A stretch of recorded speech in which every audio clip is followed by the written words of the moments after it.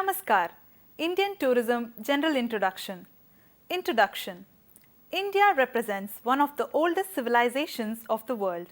It believes in unity in diversity and offers colorful, rich cultural heritage and variety. India is more remarkable for her extreme diversity of physical features. Its population represents a veritable museum of races representing almost all ethnic groups of the world with their characteristic features.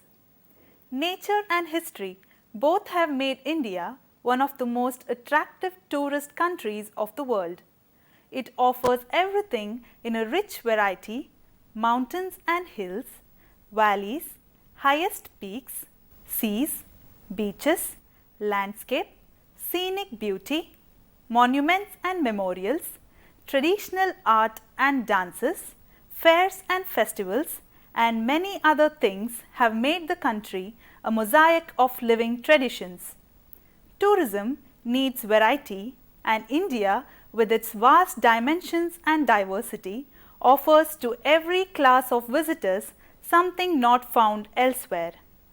In this episode, we are going to learn about geography and general features of India, Indian customs and traditions, growth and development of tourism in India, Ministry of Tourism and its functions, India Tourism Development Corporation.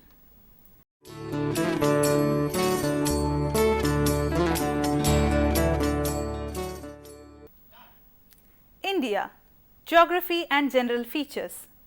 India is the 7th largest country in the world, covering an area of 32.8 lakh square kilometers, which accounts nearly 2% of the world's total land surface. The Indian subcontinent is aloof from the main continent of Asia and lies in the northern hemisphere between the latitudes of 8 degree 4 minutes north to 37 degrees 18 minutes north and longitudes of 68 degree 7 minutes east and 97 degree 25 minutes east. Neighboring countries are Nepal, China and Bhutan in the north, Myanmar and Bangladesh in the east, Sri Lanka to the south, and Pakistan and Afghanistan to the west. The Tropic of Cancer passes almost through the middle of the subcontinent. Distance from north to south is about 3,220 kilometers and from east to west is about 2,977 kilometers.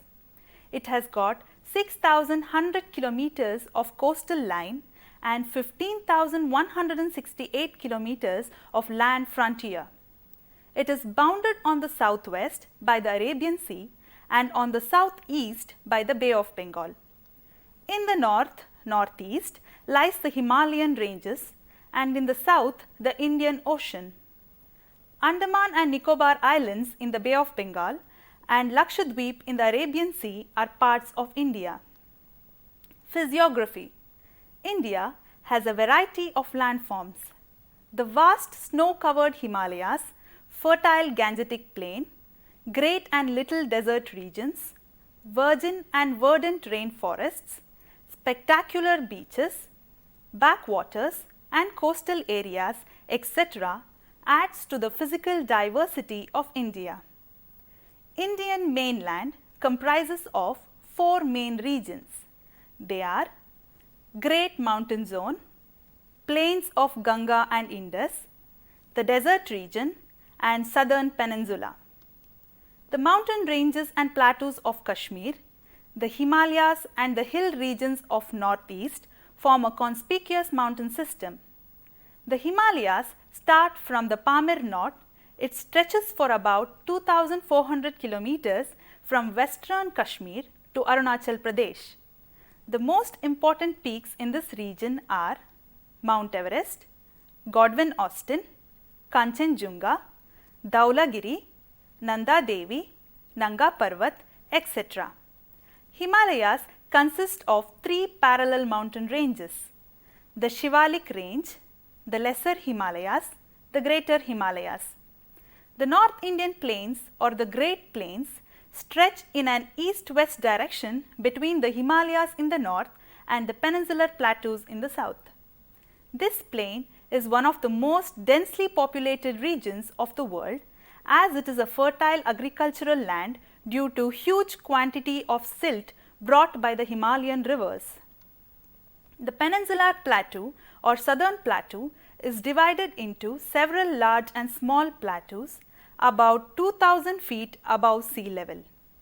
The peninsular plateau lies in between the North Indian plain, the Western Ghats and the Eastern Ghats. The Narmada river valley divides the peninsular plateau into Malwa plateau in the north and Deccan tableland in the south. The desert region covers most parts of Rajasthan. Desert region can be divided into two parts, the Great Desert and the Little Desert. Climate. India has a varied climate due to the vast size and varied topographical features. India is one of the monsoon countries of Asia. The periodic monsoon winds blow for 6 months over the Indian Ocean from the southwest and 6 months from the northeast. On the basis of temperature and precipitation, India has mainly 4 seasons. They are the cold season from December to February, the summer season from March to May, southwest monsoon season from June to September, the retreating monsoon season from October to November. Population. India has a population of 121 crores 1,93,422. There are 623.7 million males and 586.4 million females. It is noteworthy that the percentage decadal growth of population has registered sharpest decline since independence. Among the Indian states, Uttar Pradesh is most populous and Sikkim is least populous.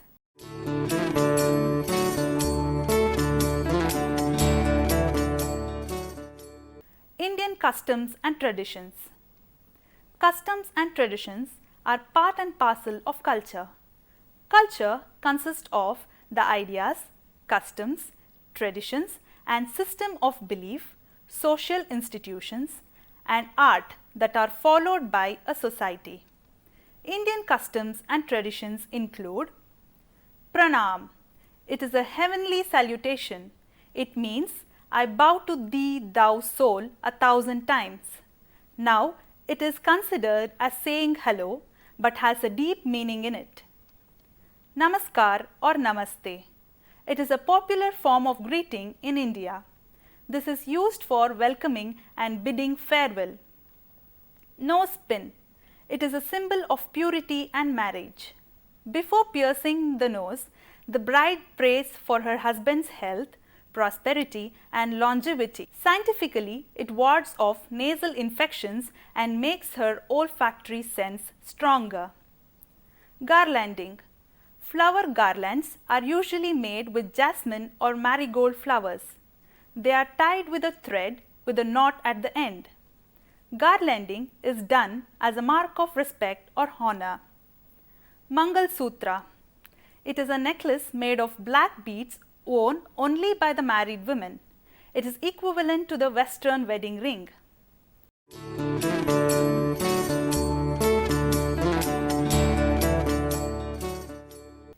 Growth and development of tourism in India. For centuries, India has been a center of attraction for different people for different reasons. The ancient invaders viewed it as a gold mine with unlimited wealth to plunder. The learned were fascinated by its mystic spiritualism and profound philosophy. During the ancient period, travel for religious purpose was the most common form of travel in India. The Buddhist monasteries in ancient India were considered excellent centers of learning. Kautilya has recorded that the foreign travelers to India were required to obtain a mudra with the stamp of the Mudra Daksha as a token of his passport. The royalty travelled for pleasure and developed summer retreats away from the heat and the dust. Milestones or Qas Minars speak about the travel culture during Mughal rule. Mughals constructed walled rest houses as trade tours became popular. In India, the importance of tourism has been recognized even before the World War II. The intervention of war, however, put a halt to the tourism promotional activities of the government. The first conscious and organized efforts to promote tourism in India was made in the year 1945, when a committee was set up by the Government of India under the chairmanship of Sir John Sargent, who an educational advisor to the government. The main objective of the committee was to survey the potentialities of developing tourism traffic in the country. The Sargent Committee submitted its interim report in October 1946. This committee unanimously recommended encouragement to both domestic and international tourism. The committee was of the opinion that a right step in promoting tourism would increase the revenue besides creating ample employment opportunities, both direct and indirect, to different sections of society. Tourism after independence. Tourism in India developed properly only after a central tourist organization was set as a result of the recommendation of the Sargent Committee. However, the real tourism promotional activities started with the creation of a separate tourism department under the Ministry of Transport. The new department was put under the charge of Director General. By a presidential order dated 14th March 1967, the Department of Aviation and Tourism was formed into a separate ministry designated as Ministry of Tourism and Civil Aviation. It was put under the charge of a full-time minister. Shri Sardar Karana Singh was the first Tourism and Civil Aviation Minister. Tourism Development Council. The Tourism Development Council was set up in February 1958 under the Department of Tourism, Ministry of Transport and Communication. This was a principal advisory board at the national level. Tourism Board of India. The formation of the National Tourism Board was announced by the Minister of Tourism and Civil Aviation in Parliament on 11th of May 1972. Indian tourism really got a boost in the last decade of 20th century when the Indian economy was liberalized. Huge foreign investment was flown into the country. Many multinational companies started their business in India. Both business travel and leisure travel increased tremendously. A paradigm shift was made towards strengthening tourism infrastructure at key destinations. Civil aviation was radically liberalized. E-business further facilitated travel and tourism. Chain of hotels entered India. Young entrepreneurs blossomed. Innovative concepts like rural tourism and medical tourism started becoming popular in India.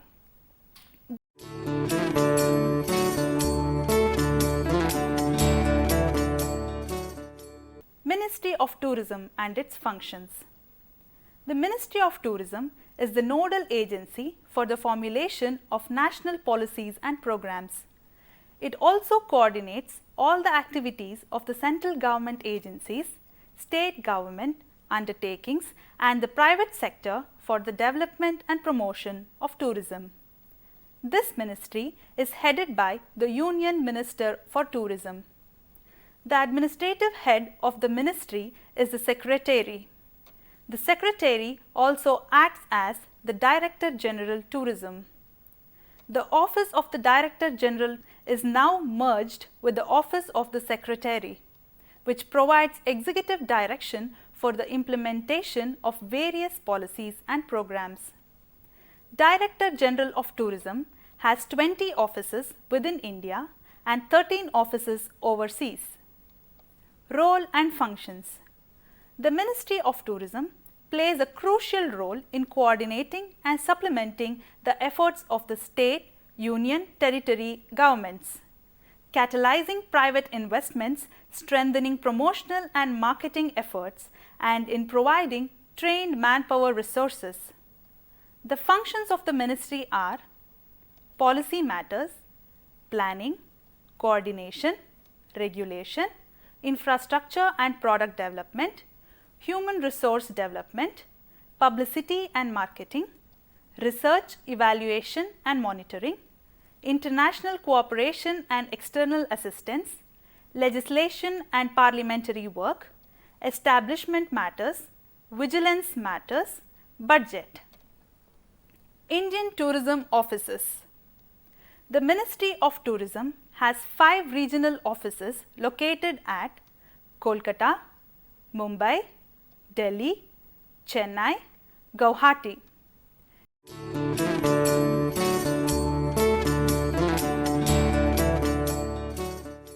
India Tourism Development Corporation, ITDC. The India Tourism Development Corporation, ITDC, is the second most important organization after Indian tourism. ITDC is a public sector organization created by the government to undertake major responsibilities in areas where the government, due to its own limitations, could not participate actively. It came into existence when the private sector was not that active in tourism development. The government needed an independent agency to run and operate many small hotels and motels which had been set up by the government in different parts of India to cater the needs of the foreign tourists and the newly emerging class of high-profile domestic tourists. ITDC is the implementation wing of the Department of Tourism. ITDC was formed in October 1966 and has been the prime mover in the progressive development, promotion and expansion of tourism in the country. Broadly, the main objectives of the corporation are to construct, take over and manage existing hotels and market hotels, beach resort, travelers lodges and restaurants, to provide transport, entertainment, shopping and conventional services, to produce and distribute tourist publicity materials, to render consultancy cum managerial services in India and abroad, to carry on the business as full-fledged money changers, FFMC, restricted money changers, etc., and to provide innovative, dependable value for money solutions to the needs of tourism development and engineering industry, including providing consultancy and project implementation. ITDC, as the name suggests, is aimed at setting up a sound base for the development of tourism infrastructure. It has been the prime mover in the progressive development, promotion and expansion of tourism in the country. ITDC works in close cooperation with Indian Tourism and Central Ministry of Tourism. The Ashok is the brand name of ITDC's products and services. The Ashok International Trade Division of ITDC offers world-class duty-free shopping facilities to international travelers, earning crucial foreign exchange for the country and showcasing Indian products to the world. The Ashok Travels and Tours handles work relating to domestic and international ticketing, hotel booking and tour packages, car and coach rentals, money changing services, money transfer services, overseas insurance and organizing exhibitions. The Ashok Hospitality and Tourism Management, New Delhi, imparts training and education in the field of tourism and hospitality. The Ashok Reservation and Marketing Services division of ITDC, which is mainly responsible for marketing of Ashok Group of hotels, participates in national and international events such as ITB Berlin to ensure direct interaction with foreign tour operators to promote various services of ITDC. Besides this, ITDC is also managing a hotel at Bharatpur and a restaurant at Kosi on behalf of Indian tourism. In addition, it manages catering services at Western Court, Vignan Bhavan, Hyderabad House and the National Media Press Centre at Shastri Bhavan, New Delhi. Presently, ITDC has a network of 8 Ashok Group of hotels, 6 joint venture hotels, 2 restaurants, 12 passport units, 1 tourist service station, duty-free shops at international as well as domestic custom airport, 1 tax-free outlet, sound and light show and 4 catering outlets. In a nutshell, the achievements of ITDC are promoting the largest hotel chain in India and providing all tourist services, that is accommodation, catering, transport, in-house travel agency, duty-free shopping, entertainment, publicity, consultancy, etc. under a single window. It also offers consultancy services in the tourism field both for private as well as public sector. State Tourism Development Corporations. India is famous for its variety of attractions which are spread over its different states. India Tourism and Central Government Tourism Department looks after this in general. ITDC is an autonomous body whose main function is commercial part of promoting tourism in the country. But for the proper development of the destination and its promotion as a tourist attraction, almost all the states and union territories have their own tourism corporations. State Tourism Development Corporations concentrate largely on the domestic tourists. For this, STDCs are involved in construction of the low income rest houses, development of tourist centers, guide provision and arrangement of sightseeing tours, establishment of art galleries and provision of shopping and wayside amenities to name a few. STDCs have their information centers located at entry points like railway stations, airports and bus stands to facilitate the incoming tourists. India is one of the oldest civilizations of the world. India has a variety of landforms. It is a land of contrasts. It is a land of different cultures. The diversity can be seen in languages, climate, vegetation, customs and traditions, religions, etc. It is a secular country where different people live harmoniously, practicing their beliefs and customs. India's architectural marvels are the outcome of successive architectural styles flourished in different parts of the land. India is a shopper's delight with its wide range of marble, wood and ivory carvings, block printed fabrics, jewellery, handicrafts and handlooms. The Government of India has realized the tremendous potential of tourism and has accorded tourism the status of an industry.